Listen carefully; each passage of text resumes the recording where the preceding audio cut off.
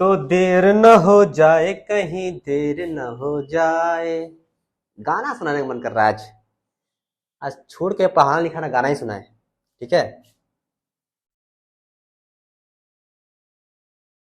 तो पाया जो खत तूने उसे पढ़ जरूर लेना, चाहे कुछ भी लेकिन उसका जवाब देना। कागज समझ के इसको जला तो न दोगे, मेरे प्यार को तुम भुला तो न दोगे। तो गाना अगर आपको थोड़ा सा समझ में आया होगा तो ये पत्र भी थोड़ा सा आपका हो जाएगा, समझ में आ जाएगा। ठीक है। क्योंकि ये जो पत्र अगला हम पढ़ रहे हैं, ठीक है, इसे हम बोलते हैं अनुस्मारक पत्र। ठीक है। ठीक है। अनुस्मारक मतलब क्या है? ठीक है। स्मारक आप यहां से देखिए, यहां से स्मारक उसको पकड़ लीजिए। स्मारक किसकी याद, भाई किसी की याद में बनाया जाता है ना। ठीक है। स्मारक क्या होता है? किसी की याद में बनाया जाता है।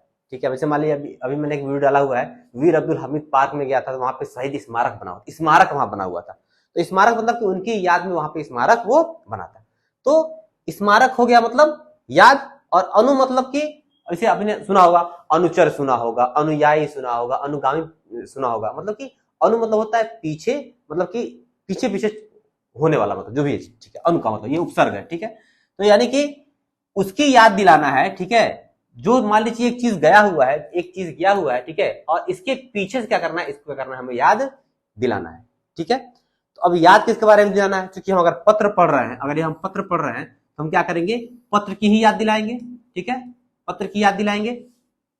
ठीक। वो पत्र जो चला गया है, वो पत्र जो चला गया है, अब वो उस पर कोई कार्रवाई नहीं हो रही है, वो विस्मृत हो गया है, भूल गया है। ठीक है। और इधर इधर काम लटका पड़ा है, काम लंबित हो रहा है, काम पूरा पूरा खराब हो रहा है कि भाई चलो भैया हमने लेटर लिख के भेजा, उसको कोई जवाब नहीं आया है ना। खत का जवाब देना, मैंने गाना गाया अभी को, तो उसको कोई जवाब नहीं आ रहा। अभी जो जिसने पत्र भेजा वो परेशान है, हैरान है, परेशान है, अब क्या करे। तो कहता है, क्या करता है, एक पत्र और भेजता है। क्या करता है? एक पत्र और भेजता है। किस, जो पत्र भेजा है उसी को याद दिलाने के लिए, उसको स्मरण दिलाने के लिए कहता है एक पत्र और भेजता है। देखिए भैया हमने आपको एक पत्र लिखा था, आपने कोई कार्रवाई इस पे नहीं की, मामला गड़बड़ा, थोड़ा इस पे कार्रवाई किया, थोड़ा सा आप इस पे करने का काम आप करिए। ठीक है। तो ये एक ऐसा पत्र है, ठीक है, एक ऐसा पत्र है जो अपने पहले, जो आपका पूर्व पत्र है, ठीक है, पूर्व पत्र है, उसको याद दिलाने के लिए इसको क्या कहते हैं, भेजा जाता है। इसका इंग्लिश में होता है रिमाइंडर। क्या होता है? इसको आप समझ जाएंगे। रिमाइंडर मतलब क्या होता है, याद दिलाना, और रिमाइंडर मतलब याद दिलाने वाला। तो अनुस्मारक पत्र ऐसा पत्र है जो क्या करता है, अपने पूर्व पत्र की क्या करता है, याद दिलाता है। मान लीजिए अगर पत्र भेजा हुआ है, ठीक है, तो उस पत्र की याद दिलाएगा। देखिए भैया मैंने आपको पत्र भेजा है, उसका थोड़ा सा जवाब दे, उसका रिप्लाई दे दीजिए। मैंने आई लव यू भेजा है, तो आप थोड़ा सा आई लव यू टू थोड़ा सा लिख के उधर से आप भेज दीजिए, थोड़ा संतुष्टि मिल जाए। ठीक है। तो ये है अनुस्मारक पत्र। ठीक है, समझ में आ गया। इसकी परिभाषा तो आपको याद करनी है। तो मुझे क्या, अच्छे शब्दों में, शब्दों को सजा के अच्छे से कुछ चुनिंदा शब्दों के साथ अगर इसकी परिभाषा आप अगर याद कर लीजिए, समझ तो आप गए हैं कि भाई ठीक है, एक हमारा पत्र मैंने आपको भेजा हुआ है, काम देखिए हमारा अटका पड़ा है, उस काम के जो जवाब में जो मैंने पत्र भेजा हुआ है उसकी थोड़ी सी कार्रवाई करके उसका जवाब आपका करिए, भेज दीजिए। ठीक है। तो यह है परिभाषा, देख लीजिए यहाँ पे लिखा हुआ है, अनुस्मारक से तात्पर्य किसी प्राधिकारी को किसी मामले में किसी प्रकार की कार्रवाई की विषय स्मरण कराने, मैंने क्या कहा, याद दिलाने वाला, स्मरण कराने से संबंधित पत्र आलेखन से है। मतलब कि कोई भी पत्र अगर हम भेजते हैं, ठीक है, अगर वो पत्र हमें किसी चीज को याद दिलाना है, ठीक है भैया आपको पत्र भेजा हुआ है, पत्र की जवाब अपेक्षित है, आपका करते हो जवाब भेज दीजिए, वो पत्र क्या कहलाता है, अनुस्मारक पत्र क्या कहलाता है। तो ये आपके ऊपर जिम्मेदारी है, ठीक है, आप कौन सी परिभाषा याद करते हैं। कई सारी परिभाषा यहाँ मैंने लिख दी हुई है। ठीक है। एक अच्छे,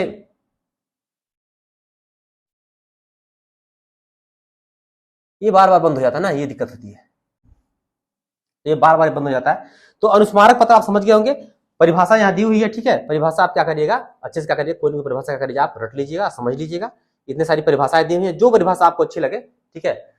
किसी प्राधिकारी को कार्रवाई विषय पूर्व पत्र का स्मरण कराने हेतु जो पत्र प्रेषित किया जाता है उसे अनुस्मारक पत्र कहलाता है। मतलब ठीक है, याद कर लीजिएगा। ठीक है, समझ तो आप गई हैं। अब इसकी विशेषताएं हम देख लेते हैं क्या क्या भाई, क्योंकि विशेषताएं ही अक्सर देखिए अनुस्मारक पत्र कम पूछता है। ठीक है। अभी तक जितने हमने पत्र पढ़े हैं, सरकारी, अर्ध सरकारी, परिपत्र, कार्यालय आदेश, अधिसूचना, ये सब पत्र ज्यादा पूछते हैं। अब क्या है, ये जो पत्र है कम पूछता है, लेकिन हाँ भाई सिलेबस में है तो पढ़ना है, मान लीजिए पूछ देगा तब क्या करेंगे। ठीक है। अब देखिए, उद्गम, कहां से उद्गम भाई हो भाई, इसका उद्गम कहां से होगा, कहां से आएगा, ठीक है। अब ये बताइए अनुस्मारक पत्र, अब बताइए याद दिलाना है तो आप कुछ भी याद दिला सकते हैं, हमारे सरकारी पत्र है, ठीक है। तो वो सरकारी पत्र गया, उसका जवाब नहीं आया। हो सकता है अर्ध सरकारी पत्र हो, वही किसने किसी अधिकारी को लिखा, सामान्य स्तर के अधिकारी को लिखा, उसका भी जवाब नहीं आया। हो सकता है कार्यालय आदेश कोई हो, कोई संपूर्ण किसी जो छोटे अधिकारी को कोई काम दिया गया हो, उस काम के थ्रू क्या कहते हैं वो आदेश दिया गया, उसका कोई काम न काम ही हुआ हो, ना उसके प्रत्युत्तर कोई आया हो सकता है कार्यालय आदेश भी हो। तो ये जो आपका क्या कहते हैं अनुस्मारक है वो परिपत्र की तरह है, याद करिए परिपत्र आपने जैसे पढ़ा था कि वो भी अलग अलग प्रारूपों में आता था, तो ये भी क्या होता है, ये अलग अलग क्या होता है प्रारूप में होता है, इसका कोई निश्चित प्रारूप नहीं होता है। अगर कोई सरकारी पत्र जैसा, कोई सरकारी पत्र का याद दिलाना है तो सरकारी पत्र जैसा लिखेंगे, कोई अर्ध सरकारी पत्र है उसको याद दिलाना है तो अर्ध सरकारी पत्र लिखेंगे, कोई कार्यालय आदेश है तो उसे, मतलब जिस तरह का प्रारूप होगा, ठीक है, उस तरह का प्रारूप में क्या हो जाएगा, ये ढल जाएगा, उसी तरीके से समझने का प्रयास हम करेंगे। उद्गम क्या होगा भाई, सरकारी अगर पत्र है तो पद से उद्गम होगा, अर्ध सरकारी पत्र है तो पदाधिकारी के स्तर से होगा, अगर कार्यालय आदेश है तो कार्यालय के किसी उच्च अधिकारी से उस तरह से होगा, मतलब कि यह कार्यालय इस तरह से क्या होगा, ये जुड़ा होगा। और इसका जो उद्गम होगा वो क्या होगा, मूल पत्र, जो आपका मूल पत्र होगा ना, उसी मूल पत्र से क्या होगा, इसका होगा, मतलब सरकारी है तो सरकारी, असरकारी सरकारी, कार्यालय आदेश है तो कार्यालय आदेश, ठीक है। तो वही मतलब दिया हुआ इसमें, उसी प्राधिकारी कार्यालय के स्तर से होता है जहां से मूल पत्र क्या हुआ प्रेषित किया गया हो। समझ में आ गया, उद्गम कहां से होगा, जाएगा कहां भाई, कहां पे जाएगा, ठीक है, वही जाएगा जहां हमने पहले एक पत्र हमने भेजा हुआ था, ठीक है, यानी कि उसी प्राधिकारी के पास जाएगा, उसी पद के पास जाएगा, उसी पदाधिकारी के पास जाएगा, उसी कार्यालय के पास जाएगा जहां हमने मूल पत्र हमने प्रेषित किया हुआ, ठीक है। उसी प्राधिकारी के पास समझ भी आता है जिसके समझ हमने पूर्व में प्रश्नगत वाद प्रकरण लंबित हो, मतलब जो हमारा काम फंसा हुआ है, हमारा काम लंबित है, हमारा काम हो नहीं रहा है, उस काम के लिए जहां हमने पत्र भेजा था उसी पत्र को क्या करेंगे हम वहां पे करेंगे, ठीक है। तो जहां से पत्र निकला है और जहां से हमारा पत्र गया है, जो हमारा पूर्व पत्र है, जो हमारा मूल पत्र है, वही क्या होगा, उद्गम और गंतव्य आपका होगा, ठीक है, क्लियर। आगे चलते हैं। अब विषय वस्तु कैसे होगी भाई, आप खुद सोचिए विषय वस्तु कैसी होगी, कैसी होगी। अगर सरकारी पत्र वाला है तो सरकारी पत्र की जो उसमें विषय वस्तु होगा वो होगा, अर्ध सरकारी वाला है तो अर्ध सरकारी वाला विषय वस्तु होगा, ठीक है। कार्यालय आदेश वाला है तो कार्यालय आदेश वाला होगा, ठीक है। और विषय वस्तु क्या होगा, एक और उसमें जोड़ेंगे कि हाँ भाई काम हमारा लंबित पड़ा हुआ है तो क्या करिए आप जल्द से जल्द शीघ्र अतिशीघ्र क्या करिए इसको आप पूरा करने का कष्ट करें या पूरा कराने का आप काम करें, ठीक है, यही होगा, ठीक है। तो इसके विषय वस्तु के रूप में लंबित कार्रवाई, ठीक है, लंबित कार्रवाई का संक्षिप्त विवरण देते हुए उसके शीघ्र निस्तारण हेतु कहा जाता है अनिवार्य रूप से इसकी विषय वस्तु पूर्व के पत्र व्यवहार के विषय वस्तु की पूरक होती है। मतलब वही मैंने जैसे बताया कि जो जिस तरह का फॉर्मेट होता है, जिस तरह का हमारा पत्र होता है, वही विषय वस्तु क्या करते हैं हम वहां पे लागू करने का काम हम करते हैं, ठीक है। मतलब कि सरकारी पत्र वाला है तो उसकी विषय वस्तु सरकारी जैसी रहेगी, अर्ध सरकारी वाला है तो अर्ध सरकारी जैसा रहेगा, कार्यालय आदेश है तो कार्यालय आदेश जैसा उसका होगा, ठीक है। भाषा शैली भी वही होगी, ठीक है, भाषा शैली भी वही होगी, जिस तरह का पत्र का प्रारूप रहेगा, जिस तरह का पत्र का रूप रहेगा, उसी तरह की भाषा शैली क्या होगी इसकी होगी। लेकिन एक ध्यान रहे कि भाषा शैली में हम क्या करेंगे, थोड़ा सा शीघ्र जल्दी कहेंगे भाई, जल्दी से आप क्या करें इसका जवाब देने का काम आप करिए। तो अनुस्मारक पत्र की अपनी कोई भाषा शैली नहीं होती, बल्कि पत्र को जिस प्रारूप में भेजा जाता है उसी की भाषाई और शैलीगत वैशिष्ट को धारण कर लेता है, जैसे आपने परिपत्र में देखा था, ठीक है। इसका प्रारूप भी भेजे गए प्रारूप का ही अनुकरण करता है, संबोधन अथवा समापन इत्यादि भी उसी पत्र प्रारूप आधारित होते हैं। मतलब सेम वही बात जैसे मैंने आपको बताई कि जिस तरह का पत्र होगा उसी तरह का इसका भाषा शैली हो जाएगा, जिस तरह का जो विषय वस्तु जिस तरह के पत्र में होगी उसी तरह की विषय वस्तु उस तरह के पत्र में हो जाएगी, ठीक है। मतलब कि जो मामला सरकारी पत्र में होगा वही मामला सरकारी पत्र से जैसा जाएगा, अर्ध सरकारी होगा तो अर्ध सरकारी जैसा जाएगा, कार्यालय आदेश हुआ तो कार्यालय आदेश जैसा होगा, विषय वस्तु मतलब, ठीक है। भाषा शैली जानते ही हैं कि सरकारी पत्र की अलग होती है, अर्ध सरकारी पत्र की अलग होती है। तो सरकारी पत्र वाला जाएगा तो वैसी भाषा शैली होगी, अर्ध सरकारी वाला जाएगा तो उसकी भाषा शैली क्या होती है, उसकी अलग होगी, ठीक है। ये आप इसको ध्यान में रखेंगे, बहुत ही आसान चीज है, ज्यादा इसमें, ठीक है। तो अन्य है, अन्य पढ़ लेते हैं इसको भी, ठीक है, कोई खास इसमें होगा नहीं, बाकी सारी चीजें हमारी हो गई। अधिकारीगण व्यक्तिगत रुचि लेते हुए किसी प्रकरण के लंबित रहने की दशा में उसके शीघ्र निपटारे के लिए इस पत्र का उपयोग करते हैं। वही बात, मतलब काम हमारा फंसा हुआ, काम हमारा नहीं हो रहा है तो भाई क्या करिए इसका हमने पत्र उसको भेज दिया, एक रिमाइंडर भेज दिया। इंग्लिश में रिमाइंडर याद करके ज्यादा समझ में आएगा, भाई पत्र गया हुआ है नहीं समझ में आया तो क्या किया, रिमाइंडर क्या कर दिया, भेज दिया। प्रायः लंबित कार्य विषयक अनेक अनुस्मारक पत्र सरकारी कार्यालयों से प्रेषित किए जाते हैं।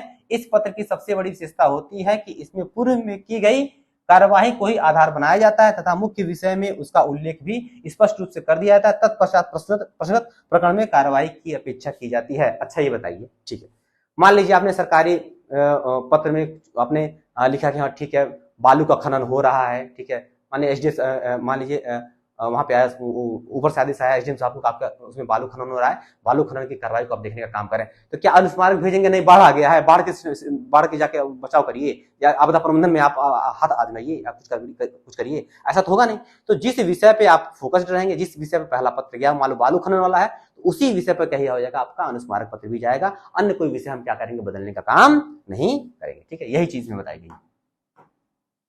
तो यहां एक चीज भूल रही थी, संचालन, एक चीज भूल रहा था, संचालन। ठीक है, तो संचालन इसका कैसा होगा भाई, देखो। ठीक है, हम देखिए, तो ये होता है एक आयामी। क्या होता है? एक आयामी। ठीक है, इसको आप समझिए, ये एक आयामी होता है। ठीक है, कहीं कहीं दो आयामी लिखा होता है, ठीक है, लेकिन उसको हम एक आयामी ही सही मानेंगे। क्यों मानेंगे सही, आप देखिए। ठीक है, क्यों मानेंगे एक आयामी सही? मान लीजिए ये पत्र गया, ठीक है, ये पत्र यहां से यहां गया, ठीक है, अब इसका जवाब नहीं आ रहा है, अब इसका जवाब नहीं आ रहा, परेशान हो गए, ये वाले ने लिखा है बी को, ठीक है, अब यहाँ पे बी से जवाब ही नहीं जा रहा है। तो क्या हुआ, ये ने फिर लिखा, एक अनुस्मारक पत्र लिखा, एक और पत्र लिखा, वो यहाँ पे आ गया। अब जब बी जब इसको पढ़ेगा, ठीक है, तो वो जवाब किसका देगा? इसका जवाब देगा, पहले पत्र का। इसमें जो काम है, इसमें जो काम होना है, काम नहीं होना है, तो जवाब किसका भेजा? इसका जवाब देगा। ठीक है, यानी न कि इसका देगा। ठीक है, तो ये पत्र केवल आता है याद दिलाने के लिए, इसका नहीं जाता, इसका वापस नहीं जाता है। ज्यादा किसका है? जिसका आया है पहले, उसी क्या होता है, यहाँ पे जाता है। ठीक है, नहीं समझ में आया? एक बार और देख लो भाई। मान लो ए से लेकर बी को पत्र गया, ठीक है, एक पत्र यहां से यहां पे आया, ठीक है, अब इसका जब जवाब नहीं गया, तो ए ने क्या किया, एक और पत्र भेजा यहाँ पे, ठीक है, पत्र यहाँ पे आ गया, लेकिन जब बी जब जवाब लिखेगा, तो इसको पढ़ के इसका जवाब लिखेगा। क्यों?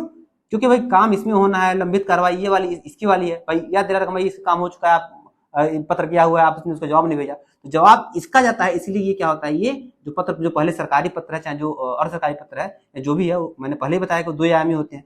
ठीक है, ये भी क्या होता है आपका, हो जाएगा। लेकिन ये अनुस्मारक पत्र जो होता है, क्योंकि ये आता है सिर्फ याद दिलाने के लिए, जवाब इसके नहीं भेजा जाता है, जवाब पहले पत्र का भेजा जाता है, इसलिए क्या होता है, एक आयामी होता है। इसका जो संचालन होगा, वो क्या हो जाएगा आपका, एक आयामी होगा। ठीक है, ये चीज छूट रही थी, ठीक है, लेकिन ये भी क्या हो गई, पूरी हो गई। फिर चलिए, फिर हम लोग आगे देखते हैं।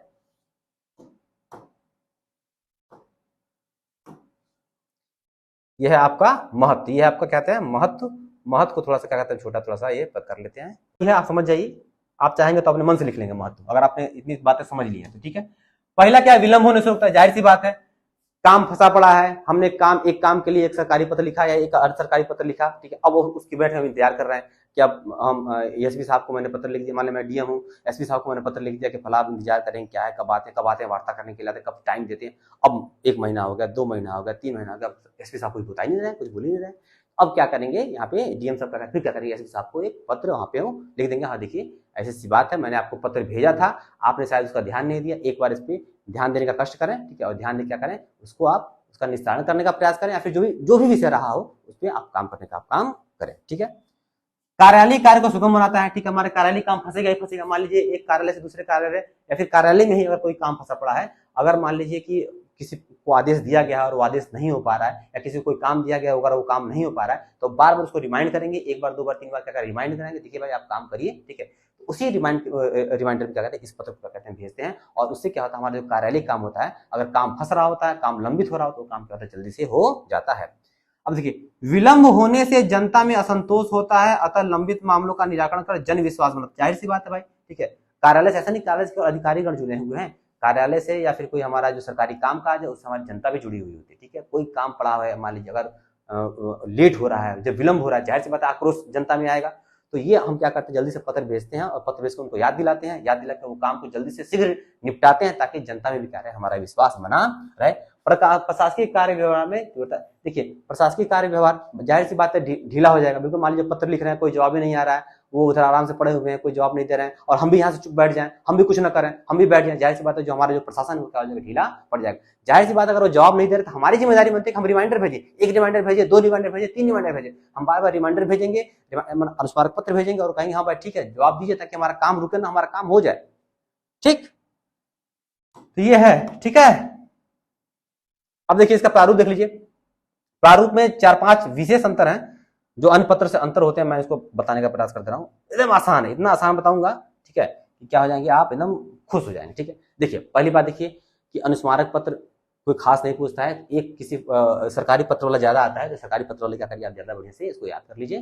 ठीक है, हाँ ये अलग अलग अलग प्रारूप में आप भेज सकता है, आ तो किसी में सकता है, लेकिन अक्सर ज्यादा इसमें सवाल नहीं आते हैं, और सवाल आते भी हैं तो किसी एक सरकारी फॉर्मेट में क्या अलग अलग अक्सर आता है, तो हम इसी को फॉर्म में क्या करेंगे, तैयार करने का प्रयास करेंगे। ठीक है, हालांकि पढ़ सब लेना है।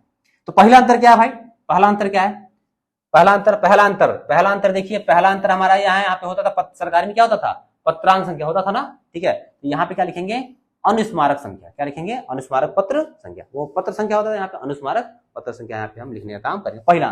ठीक है, दूसरा क्या करेंगे, विषय में आ जाइए। ठीक है, विषय में आ जाइए, यहाँ पे विषय में अनुस्मारक पत्र जोड़ देंगे, ये हमारा दूसरा अंतर हो गया। ठीक है, परिपत्र में हम परिपत्र लिखते थे और अनुस्मारक पत्र में हम अनुस्मारक पत्र यहाँ पे लिखने का काम करें, दो अंतर हमारा हो गया। तीसरा अंतर, यहां पे क्या करेंगे हम, ये उपयुक्त विषय के संदर्भ में आपसे आग्रह है कि पूर्व वितरण संख्या, ये लाइन यहां से हो जाएगी। ठीक है, लाइन छोड़ दिया है, इसको सुधार करवा देंगे, तो ये संख्या यहां से हो जाएगी। तो क्या है इसमें, पत्र व्यवहार संख्या दिया है, दिनांक दिया है। अब बताइए एक चीज बताइए, कोई भी पत्र गया होगा तो बिना पत्रांक संख्या गया होगा, बिना दिनांक का गया होगा, ऐसा तो नहीं गया होगा। ठीक है, तो वो कहीं ना कहीं जरूर होगा, आपके कार्यालय में भी होगा, आपके रजिस्टर में भी होगा। ठीक है, तो अब क्या करेंगे, उस पत्रांक संख्या को निकालेंगे, उस दिनांक को दिखाएंगे और दिखा देंगे। ठीक है, देखिए ये पत्रांक संख्या है, इस दिनांक में गया हुआ है, आपका भी वहां गया होगा, आप वहां चेक कर लीजिएगा, देख लीजिएगा। ठीक है, उसका हम स्मरण करा देंगे, उसको हम याद दिला देंगे, ताकि क्या करें, उनको ज्यादा परेशानी ना हो, उनको खोजना ना पड़े, अरे कौन सा पत्र आया था, जुलाई में आया था कि अगस्त में आया था, सितंबर में, सोचना ना पड़े।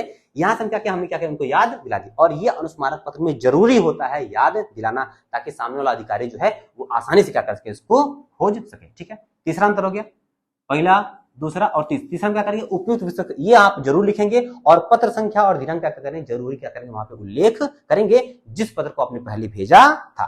ठीक है, उसके बाद से देखिए कहानी से, और लास्ट में क्या करें, ठीक है, लास्ट में देखिए समय अगर उपलब्ध कराएं या तत्काल प्रभाव से क्या करें, इसको आप सूचना दें, इस तरह की भाषा लास्ट में यहाँ पे हो जाएगी। लास्ट में क्या है, अंतिम में है ना, इस तरह की भाषा आपकी होनी चाहिए, तत्काल, शीघ्र, तत्काल, इस तरह का भाषा आप करें कि तत्काल आप सुनिश्चित कराएं, तत्काल आप इसका जवाब दें, प्रत्युत्तर दें, इस तरह की भाषा आपकी लास्ट में जरूर होनी चाहिए।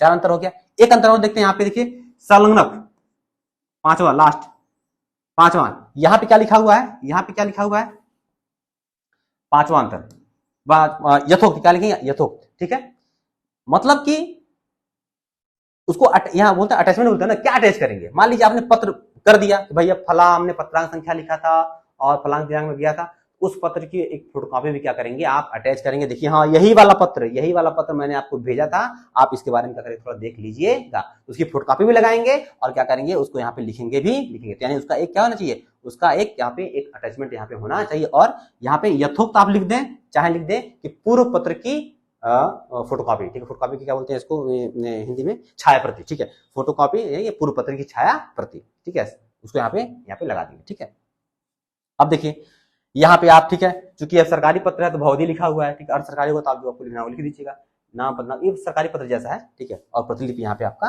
है ही, ये सरकारी पत्र का अनुस्मारक पत्र है, अर्ध सरकारी का अलग हुआ। ठीक है, तो आप इस तरह का भाषा क्या करेंगे, आप इस्तेमाल करेंगे, यहाँ पे अनुस्मारक रहेगा, यहाँ पे अनुस्मारक पत्र लिखेंगे, यहाँ पे उस पत्र का उल्लेख करेंगे, और यहाँ पे शीघ्रातिशीघ्र और तत्काल जैसे शब्दों का प्रयोग करेंगे, और यहाँ पे जो संलग्नक है उसमें उस मूल पत्र की क्या करेंगे, आप छाया प्रति लगाने का काम करेंगे। ठीक है, ये प्रारूप है, ये प्रारूप देख लीजिए। ठीक है,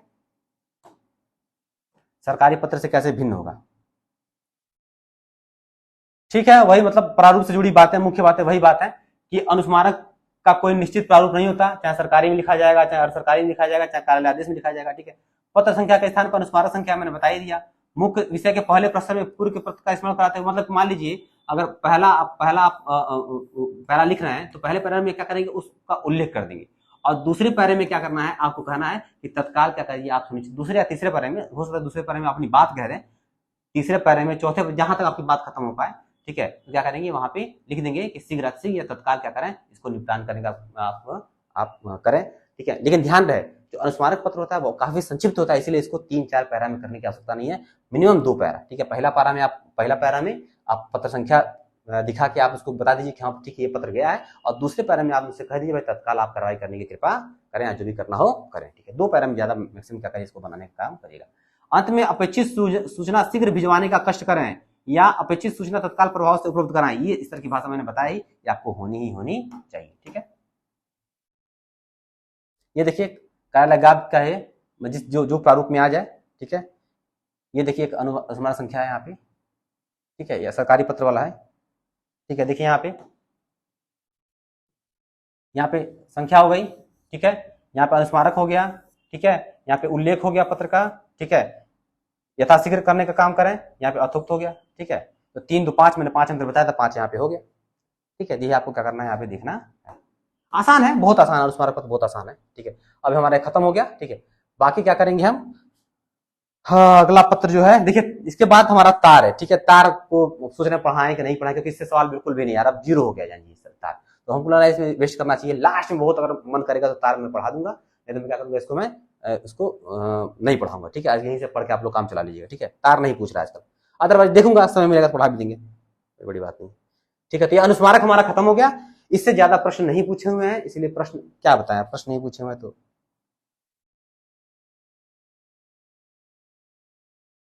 प्रश्न नहीं इससे ज्यादा पूछे हुए हैं।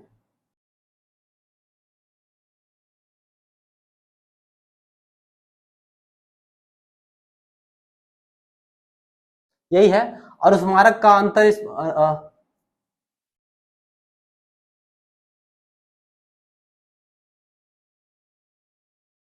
ये प्रश्न देखिए, प्रश्न कुछ गलत लग रहा है यहाँ पूछा हुआ है। ठीक है, ये ठीक है, परिपत्र और अनुस्मारक का अंतर स्पष्ट करते हुए परिपत्र का एक प्रारूप बनाइए। ठीक है, या फिर किसी में अनुस्मारक और किसी में अंतर होगा, वहां पे अंतर स्पष्ट करते हुए ठीक है क्या करना है, लिखित प्रारूप बनाना है। यही मतलब सिंपल सीधी बात, अगर पूछना होगा तो क्या करेगा, अनुस्मारक के बारे में पूछ देगा, ज्यादा पूछेगा नहीं, इसलिए इसको एक बार पढ़ जरूर लेना है। पत्र है, सिलेबस में है, आने की संभावना बनी रहती है। ठीक है, एक बार क्या करिएगा, उसको पढ़ा जरूर लीजिएगा, ये आपके फायदे के लिए होगा। ठीक है, तो अगला पत्र हम शुरू करेंगे, जो भी होगा, जो भी इंपॉर्टेंट होगा। तो जितना भी आपको प्रश्न दिया जा रहा है वो प्रश्न आप लिखिए। ठीक है, और प्रश्न लिख के क्या करिए, उसको आप क्या करिए, आप उसको पोस्ट करने का काम आप करिए। समय मिलेगा तो क्या होगा, चेक आपका हो जाएगा, लेकिन लिखना है। ऐसा नहीं कि आप छोड़ देंगे, आप लिख ही नहीं रहे अनुस्मारक पत्र, सर ने बोल दिया सर बहुत कम आता है तो आप लिखिए नहीं, लिखिए अनुस्मारक पत्र, आप आंख बंद पढ़ लीजिए, उसकी विशेषता लिखिए, उसका महत्व लिखिए। ठीक है, उसका प्रारूप बनाइए। ठीक है, सारी चीज करिए, आपको सारी चीज एक बार लिखना है। वहां पे जाने से पहले, परीक्षा हॉल में जाने से पहले कम से कम 2 4 5 10 बार आपकी कॉपी में लिखा होना ही होना चाहिए, तभी जाके वहां पे आप अच्छा इंप्लीमेंट कर पाएंगे, अच्छे तरीके से आप अपने प्रश्नों को वहां पे आप लिख पाएंगे। आपके मन में जो है, आपके ज्ञान पे जो है अच्छे तरीके से तभी उतर पाएगा जब आप अभ्यास करेंगे, अधिक से अधिक क्या करेंगे, वहां पे अभ्यास करने का काम आप करेंगे। और मेरे लिए थोड़ा सा काम कर दीजिए, थोड़ा सा लाइक कर दीजिए, थोड़ा सा सब्सक्राइब कर दीजिए, और थोड़ा सा क्या करिए, चीजों को थोड़ा सा और लोगों तक फैला दीजिए, ताकि कि मैं जो आधी रात को क्लास ले रहा हूँ, ठीक है, मेहनत कर रहा हूँ, ठीक है, तो ये जो चीज है, ये चीज और लोगों तक थोड़ा सा पहुंचे और उन लोगों को भी खा सके। ये जो निःशुल्क शिक्षा और जो गुणवत्तापूर्ण शिक्षा है, इसका लाभ जो है वो और लोगों तक पहुंच पाए और लोग उसको आप कर पाए। ठीक है, अदरवाइज आप ही लोगों का प्यार समर्थन है, आप ही लोगों के कहने पर मैंने थोड़ी बहुत क्लास शुरू की है। ठीक है, आप लोगों का प्यार समर्थन और मिलेगा, आपकी तरफ से अगर मोटिवेशन मिलेगा, ठीक है, तो मैं इस प्रक्रिया को और आगे बढ़ाऊंगा। अदरवाइज मुझे क्या है, मैं अपना काम करता हूँ मस्त। ठीक है, अच्छा जॉब है, अच्छी नौकरी है, अच्छे तरीके से लाइफ चल रही है, आप थोड़ा सा सपोर्ट करेंगे तो क्या करेंगे, मैं भी थोड़ा सा इसमें थोड़ा सा आगे आऊंगा। अदरवाइज क्या करना है, देखते हैं क्या होता है, क्या करेंगे। ठीक है, फिर भी मैं यहाँ पे लगा हूँ। ठीक है, आप लोगों के लिए लगा हूँ, आप लोगों के लिए पूरे तरीके से यहाँ पे तत्पर हूँ। ठीक है, उन बच्चों को, जिन बच्चों तक अच्छे मटेरियल पहुंच नहीं पाते, अच्छी गुणवत्ता पहुंच नहीं पाती। अरे मैंने कई लोगों को देखा भाई, जिनका प्री तक नहीं निकला, ठीक है, जिनका कुछ भी नहीं निकला है, ठीक है, वो बैठ के पढ़ा रहे हैं। ठीक है, और वहां बच्चे आधी अधूरी वो जानकारी दे रहे हैं, और वहां पे क्या हो रहा है, उनके लाखों व्यूवर्स हैं और लाखों व्यूज उनके आते हैं, और पता नहीं कैसे आते हैं, मैं तो कुछ समझ ही नहीं पाता हूँ। तो नहीं, ऐसा नहीं कह रहा हूँ कि मैं यूट्यूब पर अच्छे टीचर नहीं है, बहुत अच्छे यूट्यूब पे माशाल्लाह बहुत अच्छे टीचर भी क्या करें वहाँ पे उपलब्ध हैं उनसे। लेकिन ये है कि महासागर, यूट्यूब क्या है, एक महासागर की तरह है, और वहाँ पे अच्छे टीचर्स को खोजना बड़ा मुश्किल है। ठीक है, कई सारे लोग हैं जिन्होंने पूंजी खर्च किया है, धन खर्चा किया, बहुत अच्छा सेटअप तैयार कर लिया ऑनलाइन, और वो आपको पढ़ा रहे हैं अच्छे से उससे पढ़ा रहे हैं, लेकिन उनके कंटेंट में उतना दम नहीं होता है। ठीक है, बाकी और भी टीचर हैं जिनके कंटेंट में दम होता है, लेकिन उनके पास उतनी सुविधा नहीं है। कोई व्हाइट बोर्ड पे पढ़ा रहा है, लेकिन उसका कंटेंट बहुत अच्छा है, लेकिन वहां तक उनकी रीच नहीं बन पाती है। तो आप क्या करें, क्योंकि महासागर है मेरे, इसलिए मैं कह रहा हूँ कि मुझ तक लोग पहुंचे, बच्चे मुझ तक पहुंच नहीं पाएंगे तो कैसे जानेंगे मेरा कंटेंट अच्छा है कि कंटेंट मेरा खराब है। ठीक है। तो बच्चों तक मेरी रीच होनी चाहिए, और इस रीच को आप लोग बढ़ा सकते हैं, आप लोग क्या कर सकते हैं, वहां पे फैला वहां पे सकते हैं, ठीक है। दूसरी बात मैंने ये भी देखी है, ठीक है, हर टॉपर ने क्या किया है, अपना एक यूट्यूब चैनल क्या कर लिया है, खोल लिया है, और वहां पे स्ट्रेटेजी और रणनीति अपनी बता रहा है, ठीक है। हर यूट्यूब जो भी यूट्यूब टॉपर हैं, चाहे हर साल जो टॉपर निकलते हैं, ठीक है, वो टॉपर क्या करते हैं, अपना यूट्यूब चैनल क्या करते हैं, वहाँ पे खोल के बैठ जाते हैं और वहाँ पे स्ट्रेटेजी वगैरह शेयर करते हैं, ठीक है, उनके स्ट्रेटेजी वगैरह शेयर करना चाहिए। लेकिन वो जो पढ़ाते हैं ना, ठीक है, पढ़ाना टीचिंग इज एन आर्ट, ठीक है, एक कला है। हर टीचिंग हर किसी को नहीं आ सकती, ठीक है। और मैं नहीं कहता कि मुझे बहुत अच्छी टीचिंग आती है, मैं बहुत अच्छा टीचर हूँ, मैं भी अपने आप को बड़ा नहीं मानता हूँ, लेकिन यह किया टीचिंग एक आर्ट है। कोई भी और टॉप कर जाता है, मेरा भी रिजल्ट निकला है, तो मेरा रिजल्ट देख के आप लोग यहाँ पे क्लास करने मत आइए। हाँ, मैं जो रणनीति बनाता हूँ उसको फोकस करिए, ठीक है। मैं जो क्लास ले रहा हूँ यहाँ पे, मैं जो पढ़ा रहा हूँ, मेरे कंटेंट को देख के, मेरा पढ़ाया आपको समझ में आ रहा है, उसको देख के तब जाकर करिए आप क्लास करिए। ये मत देख के क्लास करिए कि मेरा पीसीएस में निकल गया तो मैं क्लास करूँगा, ऐसा नहीं है। चाहे जो टॉपर है, चाहे जो एसडीएम है, डीएसपी है, जो टॉपर है, वो आके पढ़ाना शुरू कर दें, तो उनके स्टेटस को देख के आप लोग उनको फॉलो मत करिए, उनका कंटेंट देखिए, वो पढ़ाते हैं कैसा वो देखिए। अगर वो पढ़ा रहे हैं अच्छा, उनका कंटेंट अच्छा है, आपको लगता है कि हाँ अच्छा हो सकता है, तो क्या करिए, आप उनको फॉलो करिए। जाहिर सी बात है, नहीं तो एक महासागर है यूट्यूब चैनल, ठीक है, वहाँ पे थोड़ी सी मेहनत करनी पड़ेगी। थोड़ा सा मेहनत करेंगे तो अच्छे टीचर वहाँ पे आपको अवेलेबल मिल जाएंगे, फिर वहाँ से आप अच्छी तरीके से तैयारी कर सकते हैं। कहीं भी आपको फालतू पैसे खर्च करने, बड़ी बड़ी कोचिंगों में लाख, 1.5 लाख, 2 लाख खर्च करने की आवश्यकता नहीं है। आप चाहेंगे तो यूट्यूब से ही क्या हो जाएंगे, आप क्या कर सकते हैं, अच्छा कंटेंट क्या कर सकते हैं, आप पा सकते हैं। लेकिन ये है, थोड़ी सी मेहनत करनी पड़ेगी। ये महासागर है, और महासागर में सुई ढूंढने के बराबर है एक अच्छा कंटेंट क्या करना है, आपको खोजना। तो आपको मेहनत करनी है। एक बार आप पकड़ लेंगे, एक बार टीचर आपको खोज लेंगे, उनकी बातें आपको समझ में आने लेंगी, तो इसी तौर पर क्या जाएगा, आप वहाँ सफल हो जाएंगे। ज़्यादा बातें नहीं करूँगा, तो ये क्लास छोटी थी इसलिए मैंने यहाँ पे ज़्यादा बातें कर दी, अदरवाइज मैं यहाँ पे बात नहीं करता, और आपका समय तो बिल्कुल ही बर्बाद नहीं करता, ठीक है। मिलते हैं, ठीक है, अगली क्लास में। तब तक जय हिंद, जय भारत। थोड़ा सा मुझे बूस्टअप कर दीजिए, थोड़ा सा ये सब्सक्राइब, लाइक और जो भी करना हो कर दीजिए। Bye bye.